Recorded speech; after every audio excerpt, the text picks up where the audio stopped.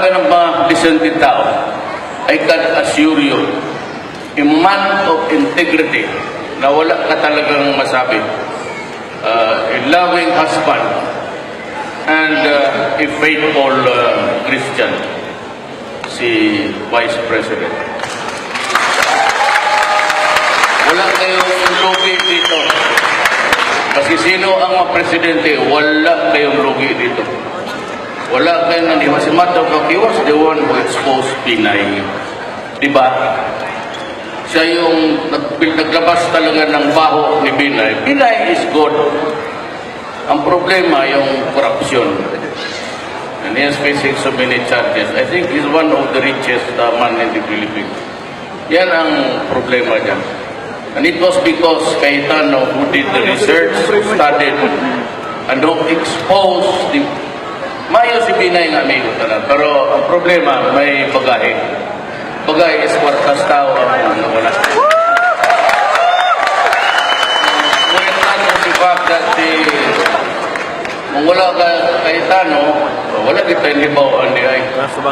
Kami naman sa... May mga ano kami. Pati ako. Committed so many mistakes, failures in the government service. But it was never a question of money. It's a question of minsan miscalculation, ang judgment namin nagkulang. But never, it was not because of money. Kaya ng asawa niya, Mayor of Taguig, si Lani, at said, husband and wife team. Kaya nga wala pa silang anak. Kasi busy na sila masyado, hindi na siguro magkita ba. Ako, di naman ako sabi na I'm the perfect guy. But I'm presenting myself and offering you my sweat, pawis ko. And if you say, Duterte, anong may pakita mong achievement? Just like the candidates there. Palinyahon mo ninyo, kanya maingon mo, ano ang maipakita mo sa amin? Exhibit A, Davao City.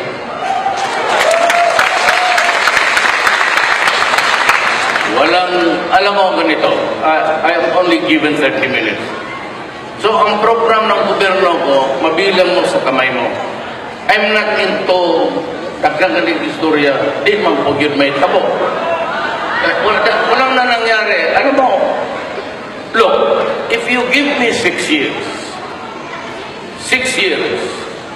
at ipatong ko lang yung 6 years ko, huwag na masyado kay Ramos, malayo na yun. Ipatong ko lang kay Estrada, Arroyo, Aquino, tapos ako. Wala pa lang ko yung mabuhat niya. If I could not make any difference from the rest of them, ibigay na lang ninyo sa iba. I don't need it. I am old. I have enough accolades. I have enough recognitions to last me a lifetime. I've been mayor for 22 years in Davao City. I've been a congressman. I've been the vice mayor to my daughter. Kaya lang ng bukbuk ang gaga. Si Rip Pinanak. Ang problema nila because she is comebacking. Kasi ang nilagay kong substitute ko. O si Inday, but she is not into, she feels, pangmasa talaga si Inday. Ang policy kasi sa Davao, yung aking panahon, no demolition kung walang malipatan ang tao. If there is no relocation inside, you just cannot demolish a house. Hindi ito aso, tao ito. Kaya yung si Inday na, akala na sigurong gunggong na si Rip. Ano na? Sinabi ni Inday, bigyan mo lang ako ng 3 oras. No, if you are requested by a mayor, maski sinong taga-gobyerno dito, kay masundalo ka, kay mapulis, kay nandiyan ka sa... Pag sinabi ng mayor, sir, bigyan mo akong 3 oras kasi bumaha yung panahon na yun, maraming patay on the other side of the city.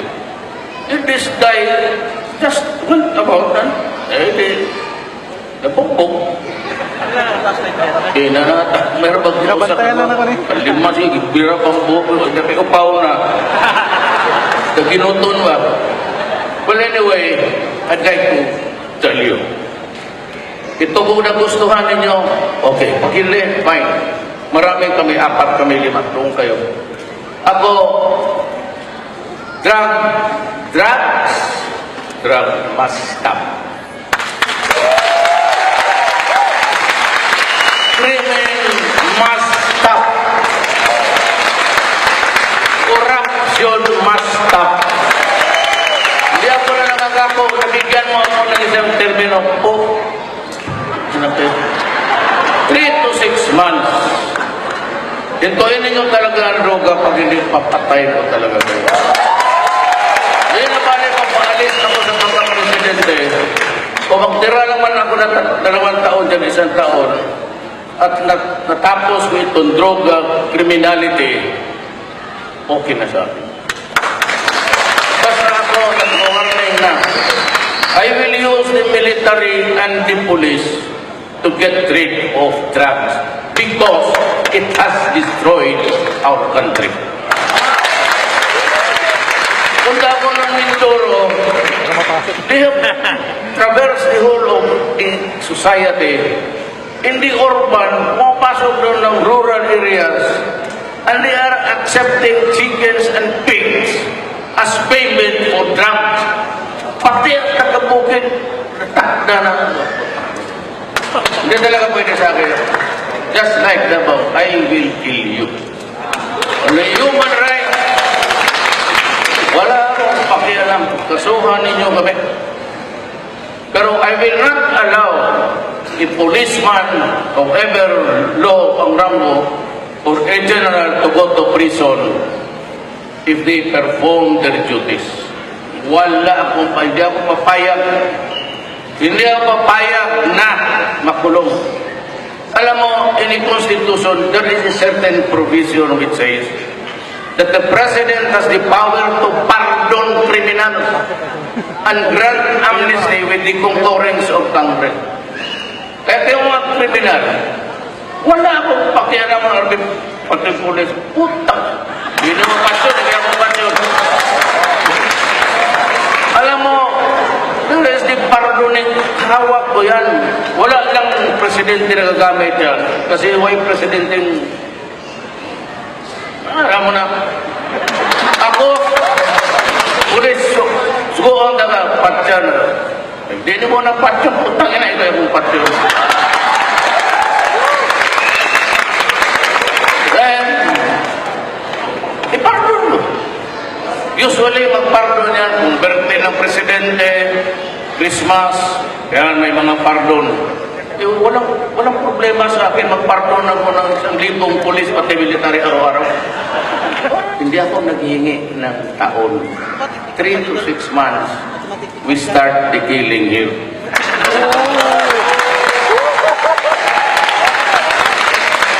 I will double their salaries, that's my promise to them. Sa police, dublado ang sweldo ninyo, pati militar. Kaya lang, kasi the usual complaint is that kulang mo yun. Bakit kulang ka lang? Yung driver ko na police, he has about 3 children, 2 in college, 1 in high school. And every time, enrollment time, he borrows money from the upside. And then I would ask him, bilang nalay imong mada sa balay, what should I complain? They would say that 2,400 na lang. So how do you bring food to the table? How do you expect your children to go to school? Wow! Cool weather. Kulang talaga. Kaya, pag manalo ako, maawa ang Panginoon. But the people of the Philippines will allow me to sit there in the passing. Dublado yan sila. Pati from kindergarten to high school, libre na. At kung mamatay ka, kagaya ng Mama Sapano, you will receive your salaries if you die in the performance of duty. Mga tignan ko, kaya sabi na yan, ganahan ka lang mayor, magsaat-saat ba? But I think I can give you 3 years, may sweldo pa rin. Para walang difference. But I expect the police to behave. Wala masyadong pulot na sa military because they are in the campus. Unless the camp commander would allow you to go out, ito kasi mga police, they spread and they enforce the law. And that is the time na sabi nga na dublado, libre kayo kindergarten to high school, wala na mo yung problema. Ngayon, itong police, mag-warning ako. Station commander, you listen. Pag ang police isa dyan nagloko, alam mo o hindi, labas kayo. Di ba? Automatic yan. Hindi ko na kailangan mag-utot. Basta nagkaletse-letse yung istasyon mo, may mga pulis ka dyan abusado, nasa droga o ikaw mismo, tanggalin ko kayong lahat. Ilagay ko yung SAP. Ako, I started as a reluctant candidate. Wala yung ko yung mission. Because of money. Huwag ay quarter month. Gamitin mo ng utak mo, wala ka pera, magkatatakbo presidente. But then again, something happened along the way. Kaya ako, I offer you this. Ang makaya kong tapusin kaagad, nandyan si General Santiago, and you would help me. Patayin ko yung droga, pati yung drogista. Patayin ko yung crime, pati ang kriminal. Wala akong pakiaraw, pati corruption. I will not allow government to oppress the people. Yan ang sinasabi ko talaga. Huwag mong pahirapan ang tao. Ayaw ko yan. Sa Davao, ganun at police, ayaw ko yan. Huwag ninyong pahirapan ang tao. Yan lang ang akin. Sabi, wala tayong problema sa akin. Just do not oppress people because this is their government, not ours. We are paid to run the government. Empleyado lang tayo. You have never heard me, baski noon pa, magsabi, government officer. I would always say, I am a employee of the government. Consistent ako dyan because I said, kami kasing mga nakatikim ng kapobrehon, alam namin ang pitik ng puso ng tao. We can fathom sa Bibilis kaya. Usa ko sa matugad na ko ang pinakalawang sentimento sa tao. And it's a gift. And if you are poor once upon a time, di naman po ko kaingon poor koron, then that is also a factor makatabang sa amin. Because we know what is in the heart of the people. Kaya salamat sa